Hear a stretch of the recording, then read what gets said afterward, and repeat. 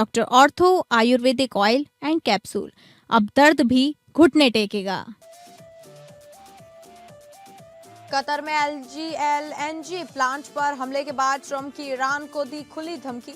Japan से Korea तक तेल पर मचा कोहराम। तेल की जंग में शेयर बाजार क्रैश। सेंसेक्स खुलते ही 1900 अंक टूटा। आज राष्ट्रपति द्रौपदी मुर्मू रामनगरी में राष्ट्रपति करेंगी राम यंत्र की स्थापना। मुख्यमंत्री योगी आदित्यनाथ, राज्यपाल आनंदीबेन पटेल रहेंगे मौजूद। आज से देश भर में नवरात्रि की धूम। पहले दिन मां शैलपुत्री की हो रही है आराधना। मंदिरों में उमड़े भक्त।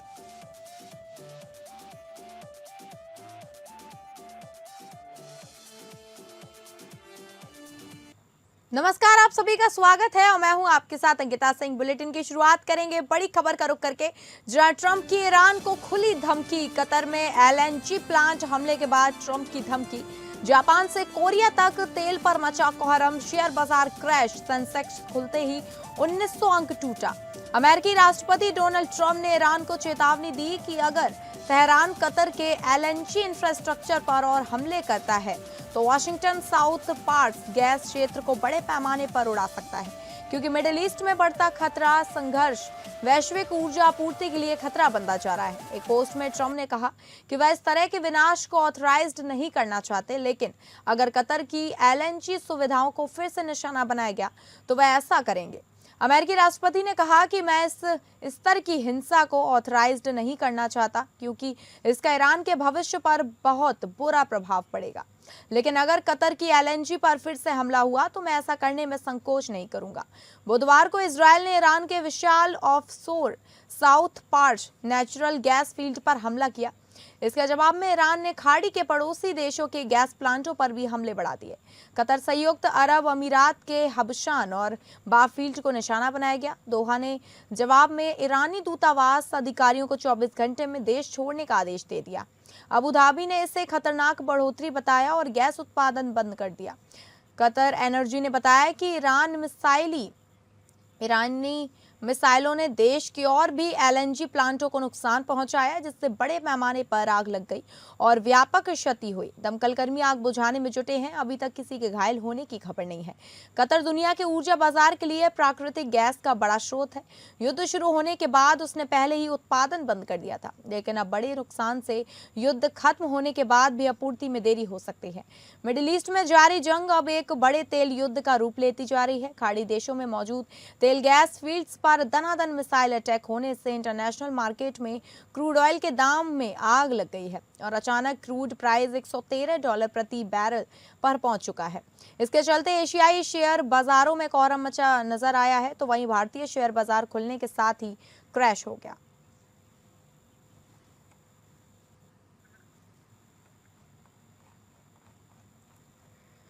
आपको बता दें कि लगातार दोनों देश एक दूसरे पर हमले कर रहे हैं। वहीं एक पोस्ट में ट्रंप ने कहा कि वह इस तरह के विनाश को ऑथराइज्ड नहीं करना चाहते, लेकिन अगर कतर की एलएनजी सुविधाओं को फिर से निशाना बनाया गया तो वह ऐसा करेंगे। अमेरिकी राष्ट्रपति ने कहा कि मैं इस स्तर की हिंसा को ऑथराइज्ड नहीं करना चाहता, क्योंकि इसका ईरान के भविष्य पर बहुत बुरा प्रभाव पड़ेगा। लेकिन अगर कतर की एलएनजी पर फिर से हमला हुआ तो मैं ऐसा करने में संकोच नहीं करूंगा। आपको बता दें, बुधवार को इजरायल ने ईरान के विशाल offshore South Pars natural gas field पर हमला किया। इसके जवाब में ईरान ने खाड़ी के पड़ोसी देशों के गैस प्लांटों पर हमले बढ़ा दिए।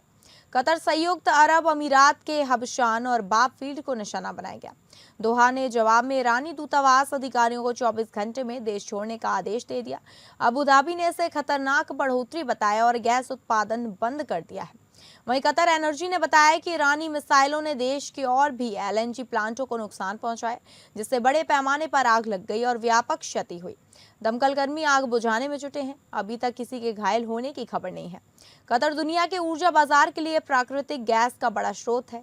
युद्ध शुरू होने के बाद उसने पहले ही उत्पादन बंद कर दिया था, लेकिन अब बड़े नुकसान से युद्ध खत्म होने के बाद भी आपूर्ति में देरी हो सकती है।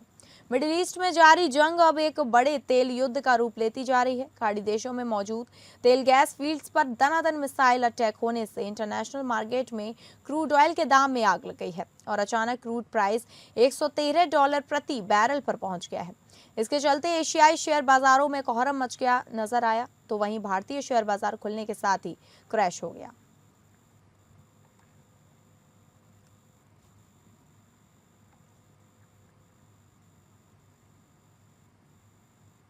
और अगली बड़ी खबर का रुख करेंगे जो आ रही है अयोध्या से। राष्ट्रपति द्रौपदी मुर्मू आज रामनगरी में राष्ट्रपति करेंगी राम यंत्र की स्थापना। 7,000 मेहमानों के समक्ष करेंगी राम यंत्र की स्थापना।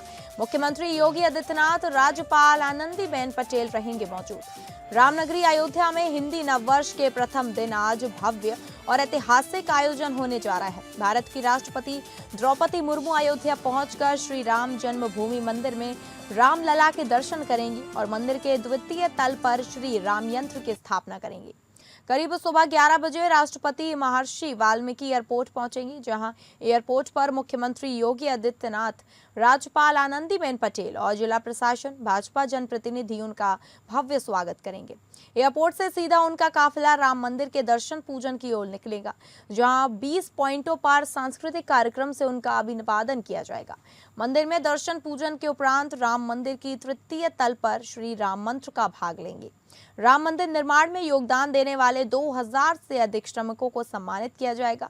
जिला प्रशासन ने कार्यक्रम को लेकर व्यापक तैयारियां पूरी कर ली हैं और सुरक्षा व्यवस्था के तहत फ्लीट का रिहर्सल भी किया गया है।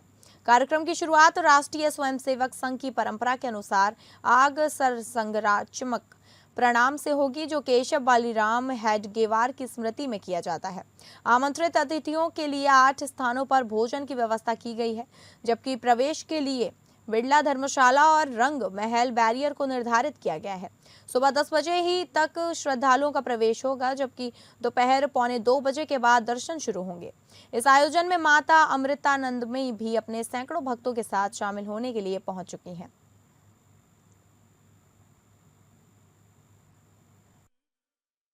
कि चैत्र शुक्ल प्रतिपदा सृष्टि के प्रारंभ का पहला दिन है, अर्थात पवित्र दिन है। भारत की माननीय राष्ट्रपति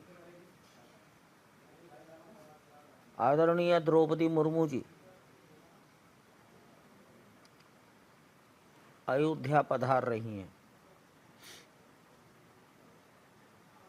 केरल की पूज्य माता अमृतानंदमयी अपने 1100 से भी अधिक भक्तों के साथ अयोध्या आज। वहीं इस खबर की ज्यादा जानकारी के साथ हमारे विशेष संवाददाता आनंद सिंह हमारे साथ जुड़ गए हैं फोन लाइन पे। आनंद, आज राष्ट्रपति 7,000 मेहमानों के समक्ष राम यंत्र की स्थापना करने वाली हैं।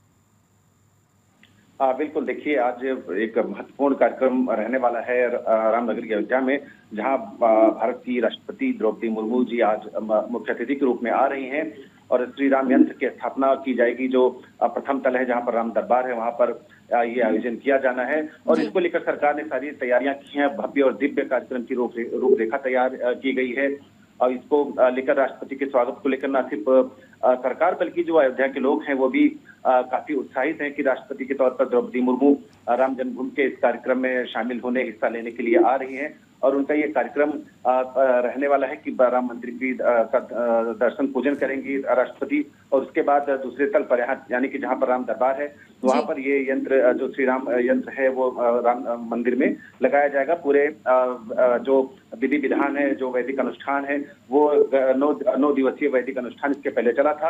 आज जब समाप्त होने के तुरंत बाद जब ये यंत्र लगाया जाएगा, उसके साथ ही राष्ट्रपति का ये कार्यक्रम यहाँ पर संपन्न होगा। खास बात देखने वाली ये है कि चाहे दक्षिण भारत हो, काशी हो, अयोध्या के तमाम विद्वान इस कार्यक्रम में शामिल रहने वाले हैं और हजारों की संख्या में लोग इस कार्यक्रम का हिस्सा बनने जा रहे हैं। ठीक है आनंद, आप बने रहिएगा हमारे साथ। तो आपको बता दें, भारत की राष्ट्रपति द्रौपदी मुर्मू अयोध्या पहुंचकर श्री राम जन्मभूमि मंदिर में रामलला के दर्शन करेंगी और मंदिर के द्वितीय तल पर श्री राम यंत्र की स्थापना करेंगी।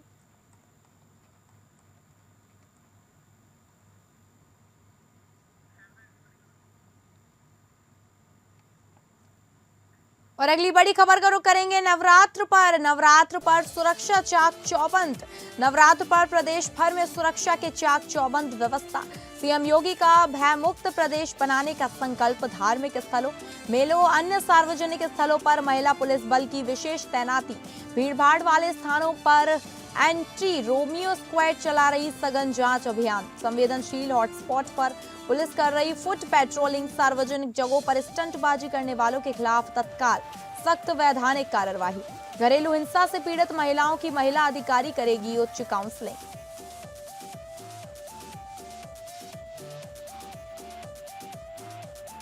लगातार हमारे साथ हमारे विशेष संवाददाता आनंद सिंह हमारे साथ जुड़े हुए हैं।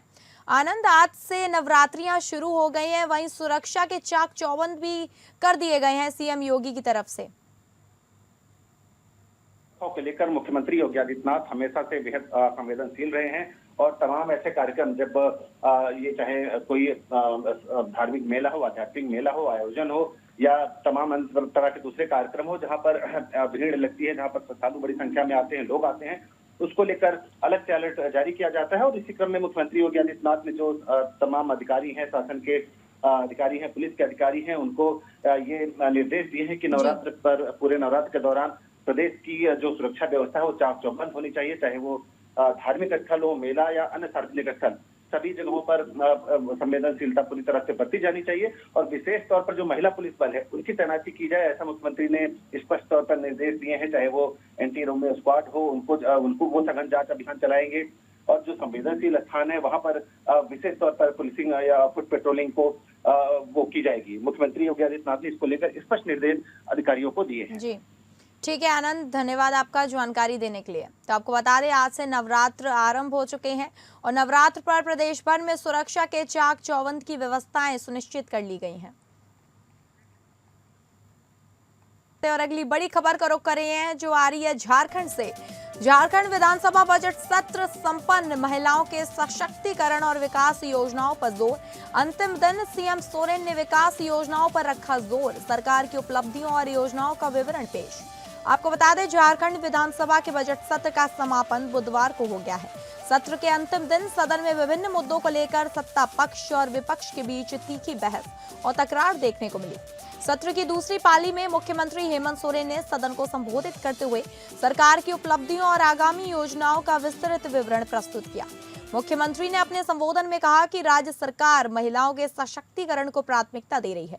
उन्होंने बताया कि मैया सम्मान योजना के तहत बड़ी संख्या में महिलाओं को आर्थिक सहायता दी जा रही है और इसके लिए बजट में पर्याप्त प्रावधान किया गया है।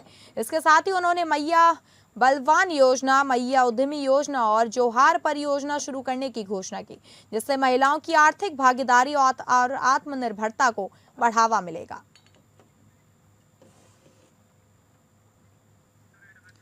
वहीं इस खबर की ज्यादा जानकारी के साथ हमारे ब्यूरो हेड अजय सिंह हमारे साथ जुड़ गए हैं।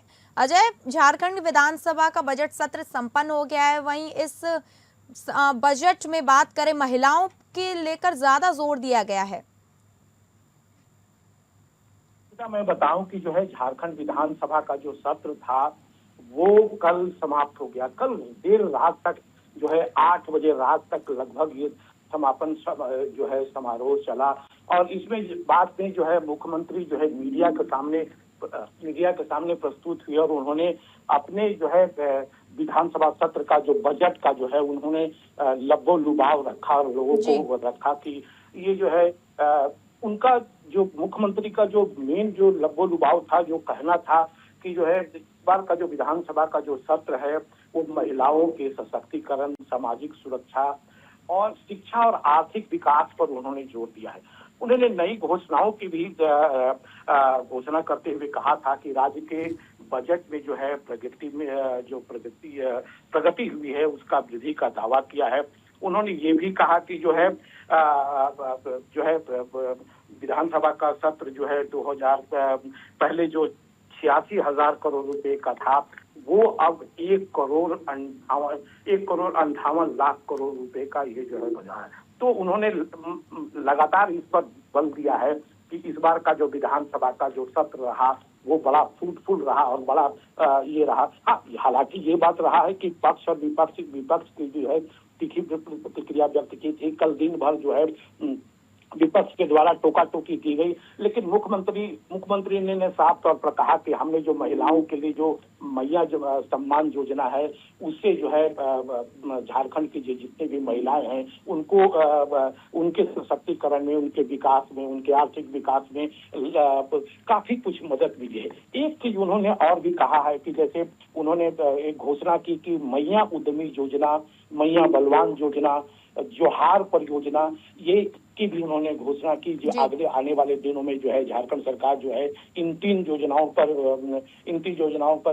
काम करेगी और महिलाओं को विकास में, महिलाओं को आर्थिक विकास में, महिलाओं को शिक्षा के प्रति माने लगभग जो पूरा जो नट सेल में अगर यूं कहा जाए तो उन्होंने महिलाओं पर जो है, झारखंड के महिलाओं पर खासा जोर दिया है। उन्होंने ये भी कहा है कि जो झारखंड जो है कि महिलाएं जो है काफी शिक्षा के रूप में भी काफी पिछड़ी हुई है। तो उन्होंने ये भी कहा कि जैसे भी हो झारखंड के महिलाओं को, झारखंड के बच्चियों को शिक्षा के लिए उनको जो है एक अभूतपूर्व स्वतंत्रता प्रदान की जाएगी और जितनी जो सरकारी जो योजनाएं हैं उसको धरातल पर उतारा जाएगा। ठीक है अजय, ठीक है, आपका धन्यवाद जानकारी देने के लिए।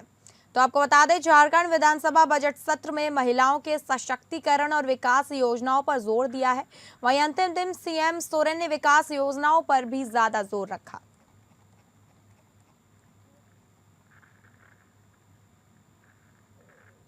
और अगली खबर का रुख करेंगे, रामनवमी विवाद पर गरमाई राजनीति। रामनवमी विवाद और इस्तीफे की मांग पर गरमाई राजनीति। आपको बता दें, झारखंड विधानसभा में बजट सत्र के अंतिम दिन की पहली पाली की शुरुआत प्रश्नकाल के साथ शांतिपूर्ण ढंग से हुई। इसी बीच सदन परिसर में विपक्ष द्वारा रामनवमी पर डीजे और जुलूस को लेकर हंगामा के खिलाफ राज्य के अल्पसंख्यक मंत्री हाफिजुल हसन ने एपीएन न्यूज के सवालों का जवाब दिया। तो वहीं विपक्ष द्वारा राज्य सरकार के इस्तीफे की मांग को लेकर सवाल उठने पर मीडिया से दूरी बनाई। रामनवमी के मौके पर डीजे और जुलूस को लेकर जारी विवाद ने सियासी रंग ले लिया। विपक्ष इस मुद्दे को लेकर लगातार सरकार को घेरने की कोशिश कर रहा है और हंगामे की स्थिति पर सवाल उठा रहा है। हालांकि जब विपक्ष द्वारा राज्य सरकार के इस्तीफे की मांग को लेकर सवाल उठाए गए तो मंत्री हाफिजुल हसन ने इस पर कोई सीधा जवाब देने से बचते हुए मीडिया से दूरी बना ली। डीजे का जो आदेश दिया है बंद करने का, वो सुप्रीम कोर्ट का है, राज्य सरकार का नहीं है। किसी ने सुप्रीम कोर्ट में अपील किया था कि इससे हार्ट अटैक होता है या कुछ हुआ होगा उस वक्त, उसी में तो सुप्रीम कोर्ट, राज्य सरकार का कोई इसमें बाध्यता नहीं है, कोई फरमान नहीं है। अब सुप्रीम कोर्ट का बात नहीं मानेंगे तो वो समझे। और अगली खबर का रुख करेंगे, जहां उच्च शिक्षण संस्थानों में जातिगत भेदभाव को रोकने के लिए यूजीसी द्वारा बनाए गए नए नियम को दी गई चुनौती पर सुप्रीम कोर्ट आज सुनवाई करेगा। पिछली सुनवाई में सुप्रीम कोर्ट ने यूजीसी के नियम पर अंतरिम रोक लगाते हुए केंद्र सरकार और यूजीसी को नोटिस जारी किया था। यूजीसी के नियम के खिलाफ दाखिल याचिका में यूजीसी के उच्च शिक्षा संस्थानों में समानता को बढ़ावा देने वाले संबंधी बनाए गए नियम 2026 के एक प्रावधान को चुनौती दी गई है।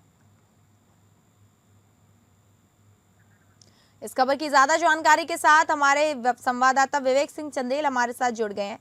विवेक, यूजीसी बिल को लेकर जो चुनौती गई है सुप्रीम कोर्ट में, आज उसको लेकर सुनवाई होनी है। बिल्कुल, यूजीसी की तरफ से एक अध्यादेश जारी किया गया था। उसमें एक नए नियम थे जिनको अधिसूचित किया गया था। तो ये कोई यूजीसी का कानून नहीं है, पहले थोड़ा सा क्लेरिफिकेशन जरूरी है। अब सवाल ये है कि जब इस मामले पर सुनवाई हो रही थी तो सुप्रीम कोर्ट में, चाहे वो सीजेआई हो या जस्टिस बख्शी हो, इन दोनों ने सवाल उठाया था और टिप्पणी करते हुए कहा था कि 75 साल बीत चुके हैं और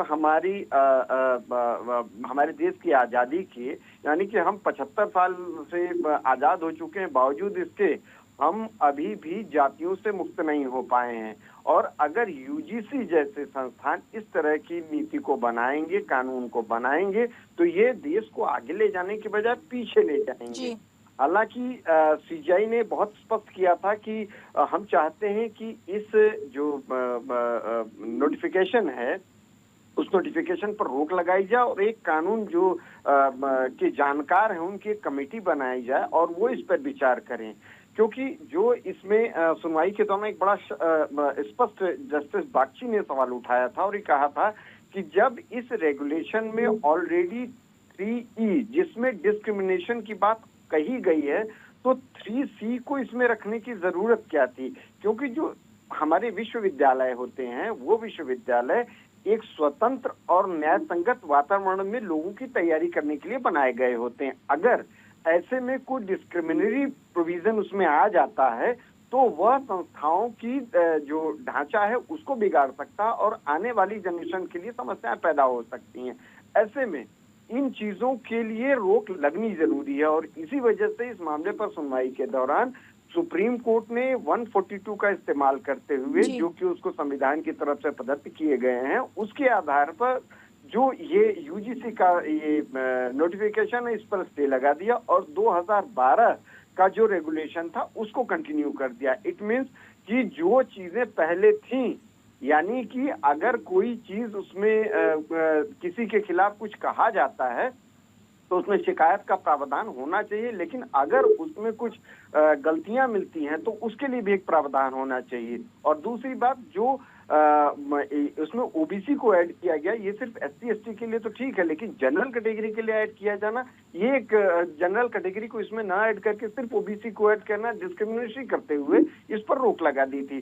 फिलहाल सुप्रीम कोर्ट आज इस मामले पर सुनवाई करेगा क्योंकि इस मामले में 2-3 और याचिकाएं दाखिल हुए हैं जिन पर विचार करना है। तो पिछली सुनवाई यानी कि जो जनवरी में सुनवाई हुई थी उस दौरान सुप्रीम कोर्ट ने बहुत स्पष्ट कर दिया था कि इस मामले में एक कानूनविदों की समिति बनाई जाए जो इस रेगुलेशन पे फिर से विचार करे और जो ये 26 का रेगुलेशन जो नया केंद्र सरकार की तरफ से यूजीसी की तरफ से जारी किया गया था उस पर रोक लगा दी थी। अब सुप्रीम कोर्ट ने जो पहले कहा था कि वो कानून विभाग की कमेटी बनाएगा जिस पर एसजी ने भी सहमति जताई थी और कहा था कि हाँ एक कानून विभाग की समिति बननी है और इसके बारे में विचार किया जाना चाहिए, हम इस पर विचार करेंगे। ठीक है विवेक, ठीक है, आपका धन्यवाद जानकारी देने के लिए।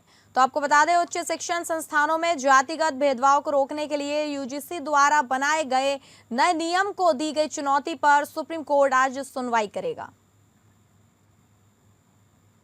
तो फिलहाल इस बुलेटिन में इतना ही। नमस्कार।